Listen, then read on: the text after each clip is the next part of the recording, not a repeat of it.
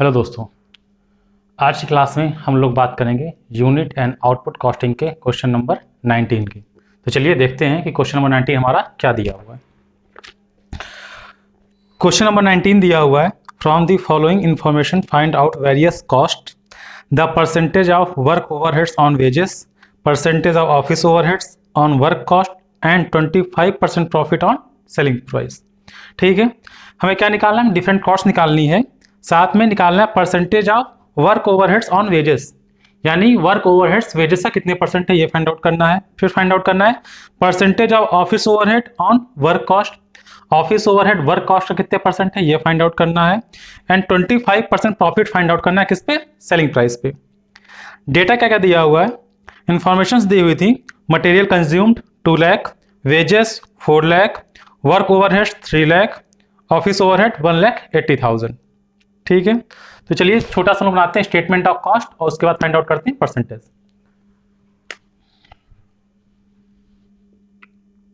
तो लिखते हैं हम लोग क्या? Statement of cost.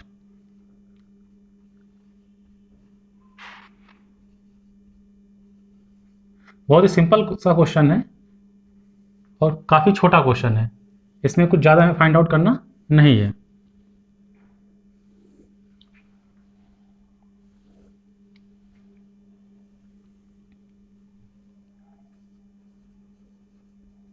पर्टिकुलर्स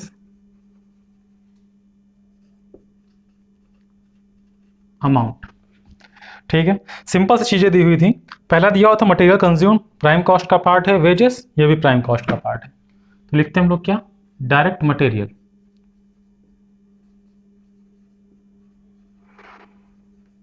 दूसरा डायरेक्ट वेजेस। ठीक है, डायरेक्ट मटेरियल दिया 2 लाख और वेजेस दिया है 4 लाख। ठीक है, दोनों का एडअप 6 लाख, यह आ गया हमारा प्राइम कॉस्ट।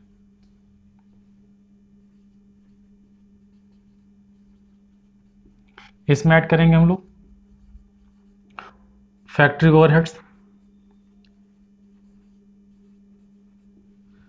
जो कि दिए हुए थे 3 लाख के।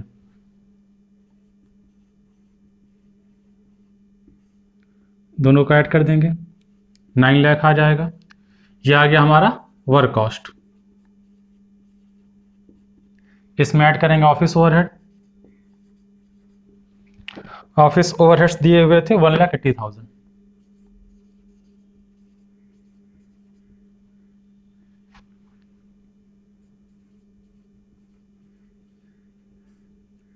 टोटल हो गया 10,80,000। ये आ गया COP, कॉस्ट ऑफ प्रोडक्शन। कोई अदर इंफॉर्मेशन नहीं दी हुई थी तो इस केस में यही COP क्या बन जाएगा हमारा? Total cost. टोटल कॉस्ट में ऐड करेंगे हम लोग प्रॉफिट। ठीक है, ऐड प्रॉफिट।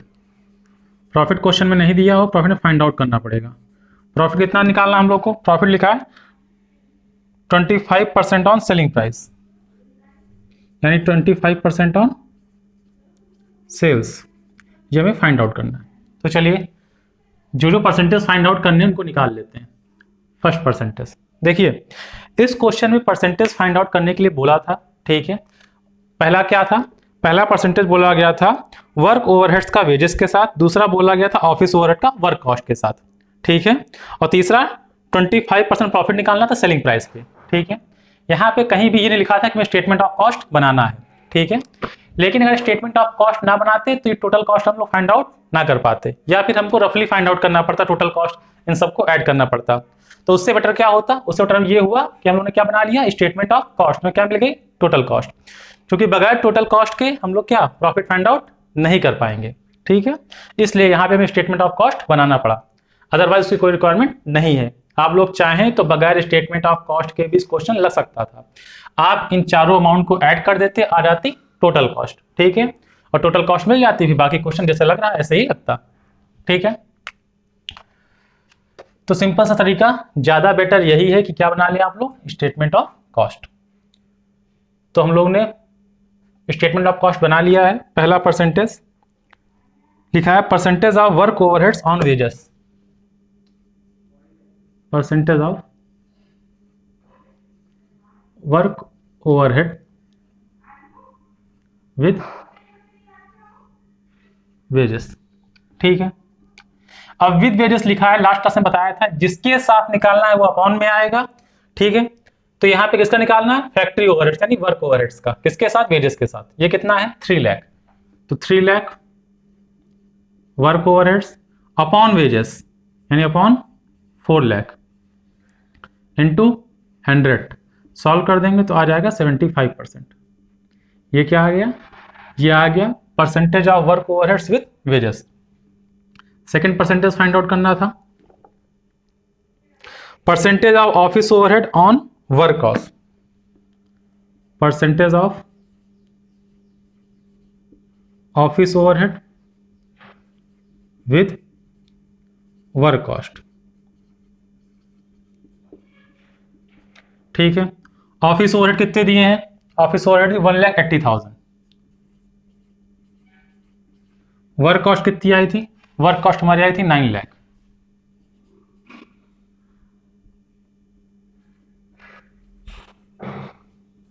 इंटू 100 सॉल्व कर देंगे तो आ जाएगा 20%। ठीक है, थर्ड पॉइंट बोल रहा है प्रॉफिट फाइंड आउट करना है 25% ऑन सेलिंग प्राइस। अब देखिए हमें प्रॉफिट फाइंड आउट करना है 25% प्रॉफिट ऑन सेलिंग प्राइस। ठीक है, अगर क्वेश्चन में सेलिंग प्राइस दी होती तो उसका सीधे 25% निकाल देते, प्रॉफिट आ जाता। बट इस क्वेश्चन में क्या दिया है, कॉस्ट दी है। ठीक है, और परसेंटेज दिया है ऑन सेलिंग प्राइस। जब भी क्वेश्चन में कॉस्ट पता हो, परसेंटेज पता हो किस पे, ऑन सेलिंग प्राइस, तो उस केस में प्रॉफिट निकालने का तरीका, profit equal to cost upon 100 minus rate into rate. ये फार्मूला ध्यान रखिएगा। ये फार्मूला कब लगेगा, जब प्रॉफिट पता हो में सेल पे, बट सेल ना पता हो, पता क्या हो, कॉस्ट। ठीक है, तो यहां पे कॉस्ट कितनी थी 10,80,000 डिवाइड बाई 100 माइनस रेट कितना था 25 इंटू 25, सॉल्व करेंगे तो 10,80,000 डिवाइड बाई 75 इंटू 25, कैंसिल कर देंगे तो आ जाएगा 3 से कैंसिल करेंगे 3,60,000। ठीक है, तो ये आ जाएगा 3,60,000। ये आ जाएगा प्रॉफिट हमारा। इसको चाहे तो यहाँ पुट कर सकते हैं 3,60,000 ऐड कर लेंगे तो ये आ जाएगा 14,40,000। ये आ गई सेल्स। ठीक है, सेल्स मिल गई। अब आप लोग चेक भी कर सकते हैं क्या इसका 25% 360 आएगा, चेक करेंगे तो उतना ही आएगा। ठीक है, तो ध्यान रखिएगा जब भी हमें क्या पता हो, प्रॉफिट किस पे पता हो, ऑन सेलिंग प्राइस पता हो, यानी प्रॉफिट का रेट किस पे पता हो, सेलिंग प्राइस पता हो। ठीक है, बट सेलिंग प्राइस ना पता हो, कॉस्ट पता हो, तो उस केस में ये फॉर्मूला लगेगा। इसके अपोजिट कभी कभी क्वेश्चन ऐसा दिया होगा, ठीक है, कि प्रॉफिट ऑन कॉस्ट होगा, क्या दिया होगा, percentage of profit on cost दिया होगा, बट हमें कॉस्ट नहीं पता होगी, तो उस केस में, ठीक है, प्रॉफिट ऑन कॉस्ट दिया है बट कॉस्ट नहीं पता है, उस केस में पता होगी हमें सेल। तो अगर सेल पता है और प्रॉफिट परसेंटेज कॉस्ट पे दिया है तो फॉर्मूला लगेगा sales upon 100 plus rate into rate.